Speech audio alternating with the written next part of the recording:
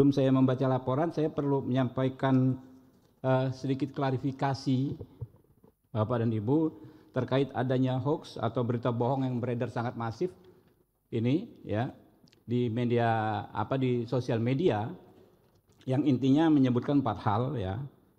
Intinya kalau RUU KUHP disahkan, polisi jadi bisa lakukan ini ke kamu tanpa izin hakim. Yang pertama, diam-diam menyadap, merekam dan mengutak-atik alat komunikasi digitalmu tanpa batasan soal penyadapan sama sekali.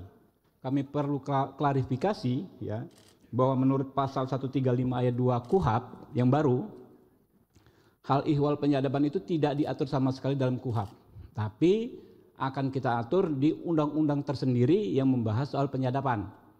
Sejauh ini kalau dari pembicaraan lintas fraksi di Komisi 3, hampir semua fraksi, bahkan semua fraksi menginginkan penyadapan itu nanti diatur secara sangat hati-hati dan harus dengan izin ketua pengadilan. Yang kedua, hoax yang kedua disebut polisi bisa membekukan sepihak tabungan dan semua rekening online-mu.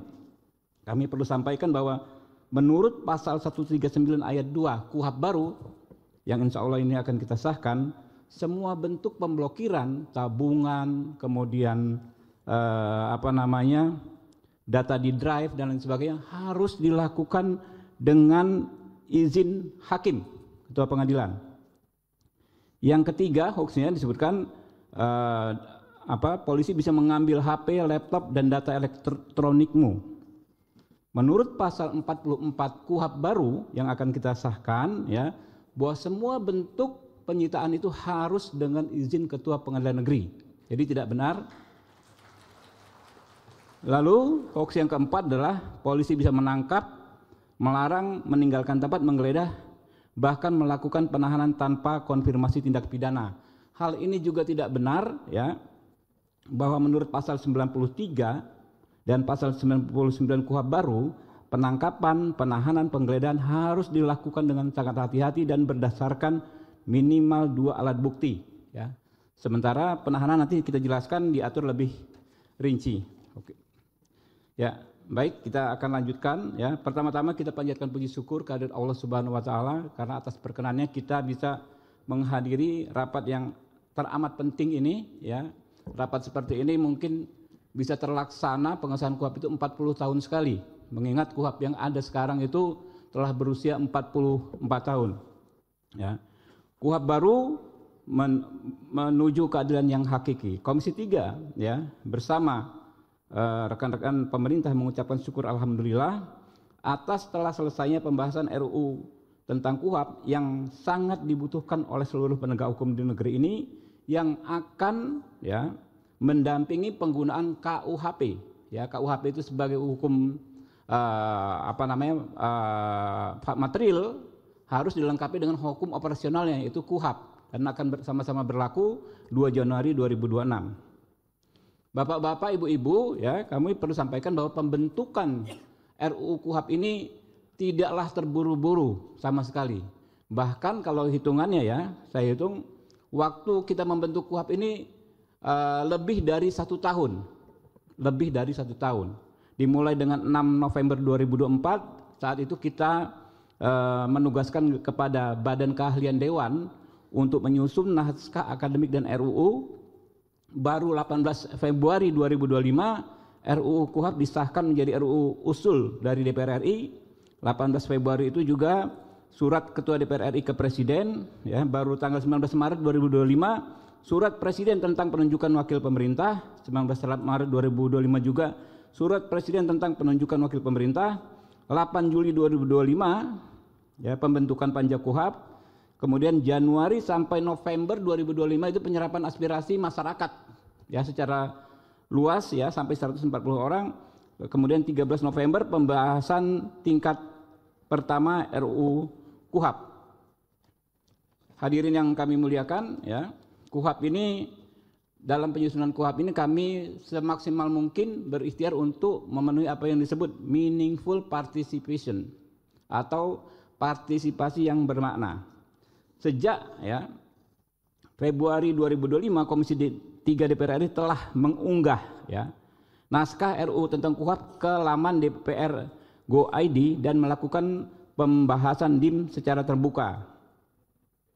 Kemudian telah dilakukan RDBU dengan setidaknya 130 pihak dari berbagai elemen masyarakat, akademisi, advokat, serta elemen penegak hukum. Lalu kita juga sudah melakukan kunjungan kerja ke Jawa Barat, Yogyakarta, Kepulauan Riau, Sumatera Utara, Sumatera Selatan, Sulawesi Utara, Bangka Belitung, Jawa Timur, Gorontalo, Sumatera Utara, Banten, Sulawesi Tenggara, Aceh, Nusa Tenggara Barat untuk menyerap aspirasi masyarakat. Kami juga sudah menerima masukan tertulis dari ratusan kelompok masyarakat dalam kurun waktu 4 bulan terhitung sejak 8 Juli 2025. Bapak Ibu, kemudian seluruh fraksi dan anggota Komisi 3 DPR RI secara bulat menyetujui RUU KUHP dilanjutkan ke pembicaraan tingkat 2 pada rapat paripurna. Bapak Ibu, ya, ada sedikit perbandingan antara KUHP lama dan KUHP baru. KUHP lama, ya, KUHP itu pada intinya adalah undang-undang yang mengatur interaksi antara negara yang diwakili aparat penegak hukum dengan warga negara yang merupakan orang yang bermasalah dengan hukum. Ya. Di KUHP yang lama, negara itu terlalu powerful, aparat penegak hukum terlalu powerful. Ada di gambar yang sebelah kiri ya, yang merah itu. Kalau di KUHP yang baru, ya, warga negara diperkuat, diberdayakan, haknya diperkuat, ya, melalui juga penguatan profesi advokat sebagai orang yang mendampingi warga negara. Kemudian di KUHP yang baru ini kita sudah melakukan akomodasi maksimal terhadap kelompok rentan, ya. Dalam RUU ini kita mencantumkan pengaturan spesifik untuk kelompok rentan, penyandang disabilitas. Pasal 145 ayat 1 menjamin hak atas pelayanan dan sarana prasarana berdasarkan ragam penyandang disabilitas. Pasal 228 ayat 1 mengatur pengangkatan pendamping disabilitas sebagai juru bahasa. Selain itu, penjelasan pasal 236 pasal terkait alat bukti saksi mengenai hak penyandang disabilitas untuk dapat menjadi saksi walaupun tidak ia lihat sendiri, tidak ia dengar sendiri, ya, secara langsung. Ya, penyandang disabilitas harus dapat secara bebas dan tanpa tekanan menyampaikan kesaksiannya untuk kekuatan hukum yang sama. Jadi gini, ada kekhususan untuk penyandang disabilitas dalam bersaksi. Kalau saksi orang biasa bukan disabilitas, dia harus melihat sendiri, mengalami sendiri, mendengar sendiri. Khusus untuk disabilitas, klausul tersebut tidak berlaku karena justru penyandang disabilitas memiliki kemampuan untuk mengenali seseorang atau melihat situasi tanpa panca indera yang ada pada orang yang tidak disabilitas. Kemudian hal kedua terkait hak perempuan, akomodasi kelompok rentan. Hak perempuan diatur di pasal 147 ayat 2 yang menjamin hak untuk mendapatkan perlakuan yang bebas dari sikap merendahkan, menyalahkan dan mengintimidasi, serta hak untuk mendapatkan pendampingan dan pertimbangan spesifik berbasis kerentanan dan kebutuhan gender. Hak lanjut usia, ya, hak lanjut usia juga diatur, bukan hanya hak kelompok rentan yang di KUHP lama nggak diatur, bukan hanya hak perempuan yang di KUHP lama nggak diatur, hak lansia di KUHP lama nggak ada, di KUHP baru diatur. Ya, hak lansia pasal 148 ayat 2 menjamin hak atas pelayanan, sarana dan prasarana khusus. Selain itu terhadap kewajiban khusus bagi penegak hukum untuk melakukan asesmen sesuai dengan masukan masyarakat. Pasal 5 huruf D menyebut dan pasal 7 huruf N, penyidik diberi kewenangan untuk melakukan asesmen untuk mengupayakan rujukan bagi kebutuhan khusus perempuan dan kelompok rentan. Nah, kemudian KUHP baru secara spesifik, ya, mengatur larangan atau perlindungan warga negara dari penyiksaan, yang mana di KUHP yang lama nggak ada sama sekali. Ya. Jadi kita bayangkan kalau KUHP lama terus berlangsung hingga saat ini, tiap hari akan ada korban. Makanya di KUHP baru disebut pasal 143 huruf M, hak saksi, pasal 144 huruf Y, hak korban secara tegas menjamin hak bebas dari penyiksaan, intimidasi, perbuatan tidak manusiawi yang merendahkan harkat dan martabat manusia selama proses hukum. Ini diusulkan dari Universitas Indonesia melalui saudara Taufik Basari. Selain itu, pasal 30 ayat 2 mengatur bahwa pemeriksaan direkam menggunakan kamera pengawas sebagaimana mekanisme pengawasan dan pencegahan praktik penyiksaan. Jadi dalam pemeriksaan menurut KUHP baru itu harus ada kamera pengawas. Jadi ini sangat memperkecil ruang terjadinya penyiksaan dan intimidasi. Yang mana aturan ini di KUHP lama tidak ada, gitu loh. Kita lihat beberapa kali kasus yang terungkap di Komisi 3 bahwa terjadinya kekerasan itu terungkap dari adanya kamera pengawas. Gitu. Nah, berikutnya soal syarat penahanan. Di KUHP lama, ya, warga negara yang bermasalah dengan hukum bisa ditahan hanya dengan 3 kekhawatiran yang subjektif. Yang pertama, kekhawatiran menimbul tersangka atau terdakwa melarikan diri, kekhawatiran tersangka atau terdakwa menghilangkan alat bukti, kekhawatiran tersangka atau terdakwa mengulangi tindak pidana. Jadi hanya berdasarkan 3 kekhawatiran yang sifatnya sangat subjektif, seseorang bisa ditahan menurut KUHP lama. Kalau pengaturan di KUHP baru, maka pengaturannya lebih objektif. Ada 8 hal. Ya, penahanan dilakukan jika 1, terdakwa atau tersangka mengabaikan panggilan penyidik sebanyak 2 kali berturut-turut tanpa alasan yang sah. Ini kan objektif. Kedua, memberikan informasi yang tidak sesuai fakta pada saat pemeriksaan. 3, menghambat proses pemeriksaan. 4, berupaya melarikan diri. 5, berupaya merusak dan menghilangkan barang bukti. 6, melakukan ulang tindak pidana. 7, terancam keselamatannya atas persetujuan atau permintaan terdakwa sendiri. 8, mempengaruhi saksi untuk mengatakan kejadian yang tidak sebenarnya. Jadi di KUHP lama itu penahanan itu sangat subjektif, bisa seleranya penyidik saja, suka-sukanya. Di KUHP yang baru tidak, gitu loh. Itu perbandingannya. Syarat penahanan. Nah, kemudian bantuan hukum, ya. Secara spesifik di KUHP lama nggak ada soal bantuan hukum. Di KUHP baru diatur secara spesifik dan tegas. Pasal 142 huruf G menjamin hak tersangka terdakwa untuk mendapat jasa hukum atau bantuan hukum. Pasal 142 menjamin hak untuk memilih atau mendapatkan pendampingan advokat. Yang lalu jaminan hak tersangka, ya. Di KUHP lama, ya, hak tersangka sangat terbatas, hak untuk segera diperiksa, diberitahu sangkaan, didampingi penasihat hukum terbatas. Di KUHP baru, hak tersangka, hak untuk menolak memberikan keterangan, hak berkomunikasi yang lebih luas, hak salinan BAP, hak mengajukan keadilan restoratif, serta perlindungan khusus bagi kelompok rentan, penyandang disabilitas dan perempuan. Selain itu, RUU KUHP atau KUHP yang baru secara tegas menegaskan larangan penyiksaan, lalu memperlihatkan peningkatan standar fairness. Nah, ini yang penting. Berikutnya peran advokat. Ya, di KUHP yang lama, ya, seseorang warga negara yang berurusan dengan hukum baru bisa didampingi advokat ketika statusnya sudah menjadi tersangka. Jadi kalau dipanggil, ada seseorang dipanggil baru sebagai saksi, itu nggak wajib didampingi oleh advokat. Nah, di KUHP yang baru seseorang sejak awal bisa didampingi oleh advokat, bahkan ketika belum berstatus sebagai saksi, baru pemberi keterangan pun sudah bisa didampingi oleh advokat. Nah, di KUHP lama juga aturannya seorang advokat itu hanya bisa duduk, mencatat dan mendengar, nggak bisa debat, nggak bisa berargumentasi. Sementara di KUHP baru advokat bisa menyampaikan keberatan dan keberatannya itu harus diakomodir dalam BAP. Jadi kita bisa membayangkan nanti advokat kita seperti advokat di film-film Amerika, bisa debat dengan penyidik membela kepentingan kliennya. Ya. Tepuk tangan dong. Ya, teman-teman. Kemudian penguatan pra-peradilan. Nah, ini penting nih, teman-teman. Di KUHP lama itu pra-peradilannya itu sangat terbatas, ya, mengenai hak sah tidaknya penangkapan dan lain sebagainya. KUHP yang baru ini sangat-sangat progresif yang bisa dilakukan pra-peradilan. Yang pertama, sah atau tidaknya upaya paksa. Kemudian sah atau tidaknya penghentian penyidikan, sah atau tidaknya permintaan ganti rugi, sah atau tidaknya penyitaan benda atau barang yang tidak ada kaitannya dengan tindak pidana.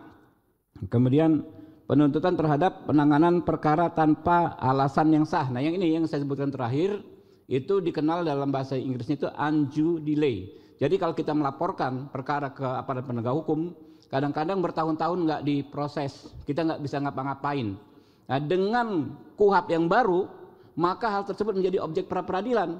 Kita bisa ajukan gugatan pra-peradilan agar hakim memutus agar laporan kita bisa ditindaklanjuti. Lalu soal permohonan penangguhan penahanan dan pembantaran penahanan juga menjadi objek KUHP. Ya. Kemudian yang terbaru adalah yang paling penting menurut saya adalah soal keadilan restoratif, ya. Ya, keadilan restoratif ini adalah intinya penyelesaian masalah antara pelaku dengan korban untuk mengembalikan kerugian korban tanpa melanjutkan ke proses hukum. Banyak sekali perkelahian remaja, misalnya orang yang sudah damai tapi proses hukumnya sering lanjut, ya kan ya. Pertengkaran tetangga antar tetangga, orang yang sudah damai tapi proses hukum berlanjut. Ujaran, ya, yang sekarang disebut ujaran kebencian, orang merasa dicemarkan nama baiknya, tidak dimusyawarahkan, tapi prosesnya bisa berlanjut. Dengan KUHP yang baru, itu ada yang namanya mekanisme restoratif justice. Bisa bertemu, dipertemukan pelaku dengan korban, dicari titik temunya sehingga nggak perlu lanjut ke proses hukum. Ini nilai-nilai luhur yang sejak zaman dulu sebetulnya juga sudah ada, tapi baru kita atur secara tegas dalam KUHP ini, ya. Berikutnya KUHP baru juga mengatur soal penguatan dan perlindungan hak korban, kompensasi, restitusi dan rehabilitasi, ya. Ya, terakhir teman-teman, ya, KUHP baru ini, ya, walaupun baru kita sahkan hari ini, sudah langsung bisa diterapkan dan digunakan oleh aparat penegak hukum 2 Januari. Karena pengaturannya kita bikin, kita siasatin demikian gitu loh. Ketentuan lain tidak boleh, ya. Yang pertama ada beberapa poin. Yang pertama, ketentuan lain tidak boleh bertentangan dengan KUHP kecuali diatur oleh KUHP. Peraturan pelaksana harus menyesuaikan dan sinkron dengan KUHP. Lalu untuk pelaksanaan acara pidana yang sedang berjalan masih berlaku sepanjang tidak bertentangan dengan KUHP. Peraturan pelaksana KUHP tidak menyebabkan kekosongan hukum. Peraturan pelaksana KUHP harus ditetapkan paling lama 1 tahun setelah KUHP diundangkan. Ya, teman-teman, terakhir kami ingin sampaikan bahwa hingga hari ini pun masih ada saudara-saudara kita, ya, yang apakah karena tidak mendapat informasi yang pas, apakah memang atau karena memang mempunyai sikap politik yang konsisten menolak pengesahan KUHP, ya. Tapi juga banyak masyarakat, ya, yang mendesak kita untuk segera mengesahkan KUHP. Ya, kita harus memahami bahwa kritik maupun dukungan terhadap pengesahan RUU KUHP ini kita maknai sebagai keniscayaan berdemokrasi di negeri tercinta. Ya, ada azas, ya, omne disputatio finem habere debet, artinya setiap perdebatan memang harus ada akhirnya, ya. Ubur-ubur ikan lele, KUHP baru kita sahkan le, ya. Demikian dari saya, terima kasih. Wassalamualaikum warahmatullahi wabarakatuh. Salam, Om Santi Santi Om, Namo Buddhaya, salam kebajikan. Jakarta, 18 November 2025. Pimpinan Komisi 3 DPR RI, Ketua Dr. Haji Habibur Rahman, SMA A88.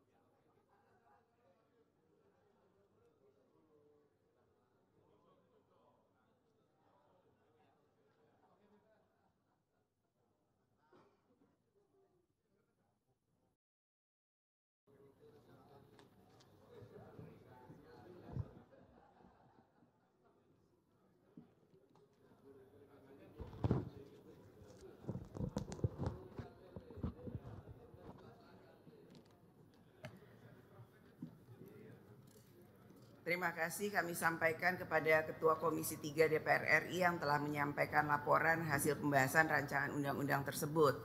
tibalah saatnya kami minta persetujuan fraksi-fraksi terhadap rancangan undang-undang tentang Kitab Undang-Undang Hukum Acara Pidana. Apakah dapat disetujui untuk disahkan menjadi undang-undang? Setuju. Terima kasih.